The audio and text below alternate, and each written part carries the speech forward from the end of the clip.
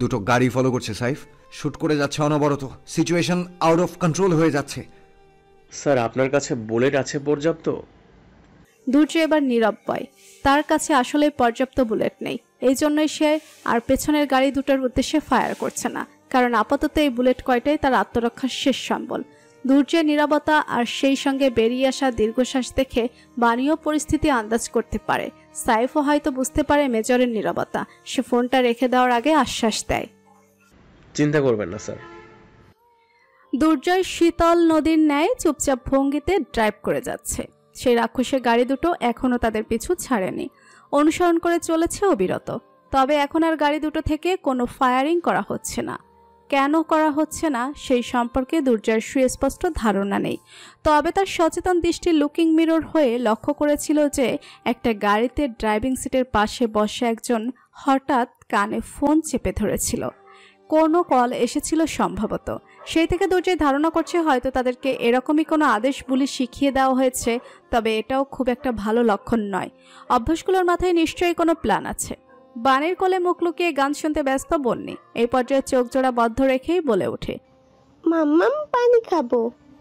দুর্জয় শুনে তো পানির বোতল একটা আছে, তবে এই সিটের ব্যাক কাভারে। সেটা নিতে হলে হয় বানের পেছনে ফিরতে হবে অথবা গাড়ি থামাতে হবে। এই মুহূর্তে দুটোর একটাও করা সম্ভব নয়, মোটেও সেফ নয়। দুর্জয় বাণীকে কিছু একটা ইশারা করে। বাণী ইশারাটুকু বুঝতে বন্নির মাথা থেকে খানিকের জন্য হেডফোনটা সরায়। সেই সুযোগে দুর্জয় বলে, একটু অপেক্ষা করুন বন্নি, জাস্ট এ ফিউ মোমেন্টস। বন্নি নরম গলায় বলে, ওকে। বাণী আবার তার মাথায় হেডফোনটা পরিয়ে দেয়। মিনিট 2-3 পার হতে আচমকা দুর্জয় জোরে ব্রেক কষে। আকস্মিক ব্রেকে বাণীর সিট বেল্ট বাঁধা সত্ত্বেও সামনের দিকে অনেকটা ঝুঁকে পড়ে। ড্যাশবোর্ডের সঙ্গে মাথায় একটা টক্কর খেত যদি মাঝে সেই শক্ত পুরুষালী হাতের তালুটা ঢাল হয়ে না দাঁড়াতো। বাণী মাথা তুলে সামনের পানে তাকায়। সে ভীত হয় দৃশ্যটুকু দেখে। দুটো গাড়ি সম্ভবত কম ছিল, তাই এই আরেক গাড়ির আগমন। তৃতীয় গাড়িটা ঠিক রাস্তার মাঝখানে তাদের পথ আগলে স্থির হয়ে দাঁড়ানো। পিছনের গাড়ি দুটো এখন স্থির ভঙ্গিতে দাঁড়ানো। মেজর শাহরিয়ার দুর্জয় পুরো পরিস্থিতিটা পরখ করে। মনে মনে পুরো হিসাব কষে নেয় সে। 3টে গাড়ি তাদের পথ আগলে আছে। সামনে পিছনে কোনো দিকে আর যাওয়া সম্ভব নয়। সকল পথ বন্ধ। হাতে পিস্তল আছে, তবে পিস্তলে বুলেট সংখ্যা অনেক কম। ব্যাকআপ টিম কখন এসে পৌঁছাবে সে নিশ্চয়তা নেই। এরকম একটা পরিস্থিতির সম্মুখীন দুর্জয়ের পূর্বে কখনো হয়নি। তার উপরে এই মুহূর্তে সে একা নয়, সঙ্গে একজন নারী ও শিশু আছে। তাদের নিরাপত্তার দায়িত্ব এখন দুর্জয়ের উপর। আর দায়িত্ব নিয়ে কম্প্রোমাইজ করা দুর্জয়ের স্বভাব বহির্ভূত কাজ। অন্ধকার রাস্তা জুড়ে 4টি গাড়ির হেডলাইটের আলো জ্বলজ্বল করছে। রাক্ষসে গাড়ি 3টা এবার ভোবো করে ইঞ্জিনের শব্দ তুলে ভয় দেখানোর চেষ্টা চালাচ্ছে। দুর্জয় এবার মৃদু হাসে, মনে মনে বিদ্রুপ করে বলে, মূর্খ চুনোপুটির দল। বাণী তখন ভয়ে কাতর। সে বুঝতে পারছে এই লোকগুলো নিশ্চিত হিরণের পাঠানো। সে কাতর দৃষ্টি মেলে পাশে তাকায়। গাড়ির ভেতরটায় কোনো কৃত্রিম আলো নেই। স্বল্প আলোয় বলিষ্ঠ মুখটা দেখে আরেক দফা তার মিশ্র অনুভূতি কাজ করে। তার পাশে পাশে এই মানুষটার প্রতি যেমন ভরসা আছে, তেমনি নিজের কারণে এই মানুষটার সম্ভাব্য বিপদের আশঙ্কাও বাণীকে শঙ্কায় ফেলে। দুর্জয় সেই মুহূর্তে পাশ ফিরে বাণীর দিকে তাকায়। অতঃপর নিজের শান্ত শীতল স্বরে কিছু একটা বলে। বাণী কথাটুকু শুনে, বুঝে, অতঃপর চোখের ইশারায় আশ্বস্ত করে সে প্রস্তুত। ব্যাস, দুর্জয়ের সঙ্গে সঙ্গে দুপাশের জানালা নামিয়ে দেয়। চাপা স্বরে চেঁচিয়ে হেড ডাউন বলতেই বাণী বন্নিকে সহ সম্পূর্ণ সামনের দিকে ঝুঁকে মাথা নামিয়ে ফেলে। গাড়িটা স্টার্ট দিয়েই এক হাতে গাড়ির স্টিয়ারিং চেপে ধরে এবং অপর হাতে নিজের পিস্তলটা চেপে ধরে দুর্জয়। সম্পূর্ণ বেগে চলমান গাড়িটা সামান্য আগাতেই সে গাড়ির স্টিয়ারিং ধরে সম্পূর্ণ একদিকে ঘুরিয়ে ফেলে। ফলস্বরূপ রাস্তার ঠিক মধ্যখানে গাড়িটা 360 ডিগ্রি অ্যাঙ্গেলে এক পাক ঘোরা শুরু করে। দুর্জয়ের কথা মতো মূর্খ চুনোপুটির দল হয়তো তার চালটা ঠাওর করতে পারেনি।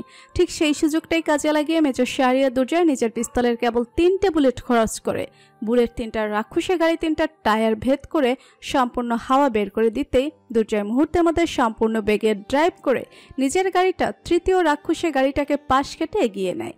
পরিস্থিতির সামনে নত স্বীকার না করায় ঠোঁটের কোনো অস্ফুট হাসি ফুটে ওঠে মেজর দুর্জয়ের। কোনো ব্যাকআপ টিমের সাহায্য ছাড়াই একা হাতে কেবল 3টি বুলেটের সাহায্যে ওই মৃত্যুফাত থেকে বেরিয়ে আসতে সক্ষম হয়েছে সে। বাণী তখনও ঝুঁকেছিল সামনের দিকে।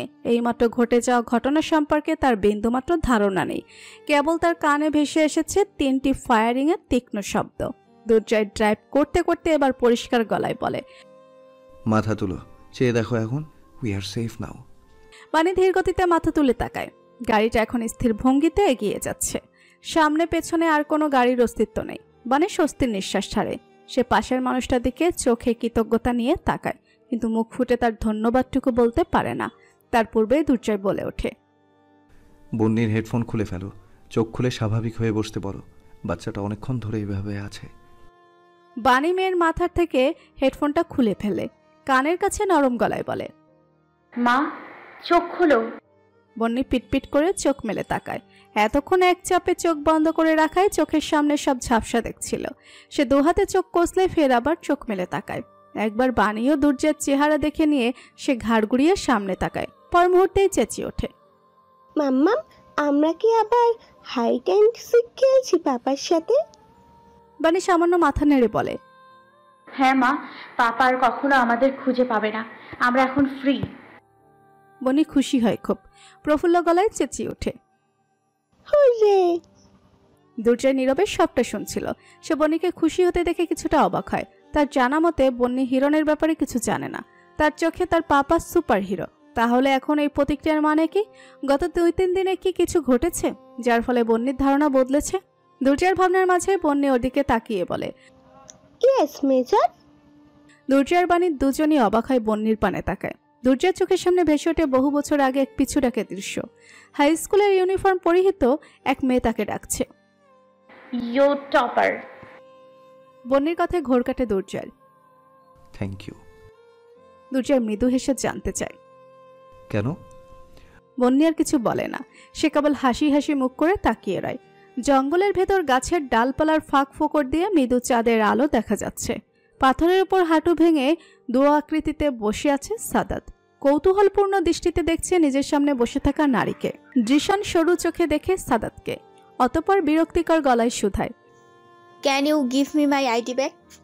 সাদাত দৃশানের মতো একই সুরে বলে, can you answer my question first? কি প্রশ্ন? আমাকে স্টক করার কারণ বলো। দৃশান একটা দীর্ঘশ্বাস ফেলে। প্রশ্নের জবাব না পেলে এই বাদর ছেলে তাকে তার আইডি কার্ড ফেরত দিবে না। দৃশান বলতে শুরু করে, তোমরা স্পেশাল মিশনে আছো তা জানি। মিশনটা কি নিয়ে সেই তথ্য আমার অজানা নাই। আমি একজনকে খুঁজতে এখানে এসেছি। যাকে খুঁজছিলাম সে হিরণের লোক। কেবল এতটুকু তথ্য আমার জানা ছিল। আর নিজে দীর্ঘ এক তদন্তে জানতে পারি সেই হিরণ টেরোরিজমে যুক্ত। কিন্তু এর থেকে বেশি আর জানতে সক্ষম হইনি আমি। যেহেতু এটা ভিনদেশ, তাই এখানে আমার ক্ষমতার একটা সীমাবদ্ধতা রয়েছে। কিন্তু তোমাদের ক্ষমতার সীমাবদ্ধতা নেই। আমি এই আশায় তোমাকে স্ট্রোক করছিলাম, কারণ এটাই একটা মাধ্যম ছিল আমার হিরণ পর্যন্ত পৌঁছানোর। আর একবার হিরণের ঠিকানা জানলেই আমি ওই স্কাউন্ডালটাকে ধরে নিয়ে যেতে পারতাম। এতদূর পর্যন্ত দৃশান শান্ত গলায় কথাগুলো বলছিল, কিন্তু এই পর্যায়ে সে রাগে সুরে বলে, স্কাউন্ডালটাকে আমি ধরেই ফেলেছিলাম, কিন্তু তোমার অযথা তর্কের ফলে ওই অসভ্যটা পালিয়ে যাওয়ার সুযোগ পেয়েছে। সাদাত ভুরু কুচকে তাকায়। কি অদ্ভুত মেয়ে মানুষ। সাদাতের মাধ্যমে নিজের লক্ষ্য পর্যন্ত পৌঁছে এখন সাদাতকেই দোষারোপ করছে। এসব চিন্তা মনে চেপে গিয়ে সাদাত প্রশ্ন করে, বাংলা পারো কিভাবে তুমি? আমার দাদি বাংলাদেশে ছিলেন। আমরা ভাই বোনেরা ওনার কাছ থেকে এই ভাষা আয়ত্তে নিয়েছি। আইনো আমার ফ্লুয়েন্ট বাংলা শুনে যে কেউ আমাকে বাঙালি ভাববে। সাদাত চুপ রয়। দৃশান আবার রাগে সুরে বলে ওঠে, এই ছেলে, তোমার কারণে ওকে হারিয়েছি আমি। এখন তুমি আমাকে সাহায্য করবে ওকে খুঁজে পেতে। ভেবে নিও না যে আমি তোমার পিছু এত সহজে ছেড়ে দিব। এরকম ডাউট মনে পুষে রাখবে না। সাদাত এবার গম্ভীর স্বরে বলে, লেফটেন্যান্ট সাদাত আমি, হ্যাঁ? আর একবারও মুখে যেন এই ছেলে ডাকটা আমি না শুনি, হ্যাঁ? সম্মান দিয়ে কথা বলতে শিখো। সম্মান মাই ফুট। তোমার পুরো বায়োডাটা মুখস্থ আমার। গুনে গুনে তোমার থেকে 2 বছরের সিনিয়র আমি। সম্মান তোমার আমাকে দেওয়া উচিত। সিনিয়র জুনিয়রের তফাৎটা মুখ ফুটে না বললেও তা সাদাতের অজানা থাকতো না। দিশান নামরার আইডি কার্ডে তার জন্মসাল দেখেই সাদাত মনে মনে হিসেব করে ফেলেছিল এই লোহার মতো শক্তিশালী মেয়েটা তার থেকে 2 বছরের বড়। সাদাতের মুখভঙ্গি হঠাৎ গম্ভীর হয়ে যায়। সে উঠে এসে নিজের হাতের আইডি কার্ডটা দৃশানের দিকে এগিয়ে দিয়ে বলে, সরি, বাট আমি কোনো রকম সাহায্য করতে পারবো না।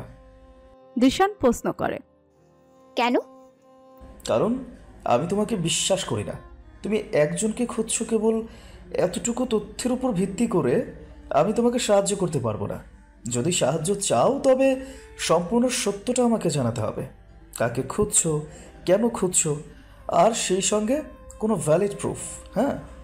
দৃশান শুরু চোখে সাদাতকে আগাগোড়া পরখ করে বলে। এতটাও বোকা নাও তুমি। লেফটেন্যান্ট কর্নেল জুলফিকার মুস্তফার রুমে বসে আছে দুর্জয়। দুর্জয়ের মুখে 3টি গাড়ির মিলিত অ্যাটাকের সম্পূর্ণ বিবরণী শুনেছে জুলফিকার। দুর্জয় এক গ্লাস পানি পান করে গলাটা সামান্য ভিজিয়ে নেয়, অতঃপর বলে, ওরা হিরনের লোক ছিল স্যার। উদ্দেশ্য ছিল আমাকে খুন করে বানি ও বন্নিকে নিয়ে যাওয়া। আল্লাহর হুকুম ছিল বলে সফল হতে পারেনি। জুলফিকার একটা দীর্ঘশ্বাস ছেড়ে প্রশ্ন করে, বানি আর বাচ্চাটা কোথায়? ওয়েটিং রুমে আছে। জুলফিকার বলে, বানির নিরাপত্তার দিকটা আমাদের দেখতে হবে। কেসটা বহুদূর ঘটাবে, ওর স্টেটমেন্টের প্রয়োজনে পড়তে পারে। অবশ্যই ওর সেফটি আমাদের দায়িত্ব, কিন্তু এই কেসে ওর নাম আমি অযথা জড়াতে চাইছি না। জুলফিকার ভুরু কুচকায়, প্রশ্ন করে, মানে কি বলছো বুঝতে পারছো? হিরন ডিড রং টু হার। বিচারের কাঠগড়ার এই সত্যটা বিচারের জানা প্রয়োজন না। না sir, Hiron is a terrorist. এই সত্যটুকু যথেষ্ট ওর শাস্তির জন্য।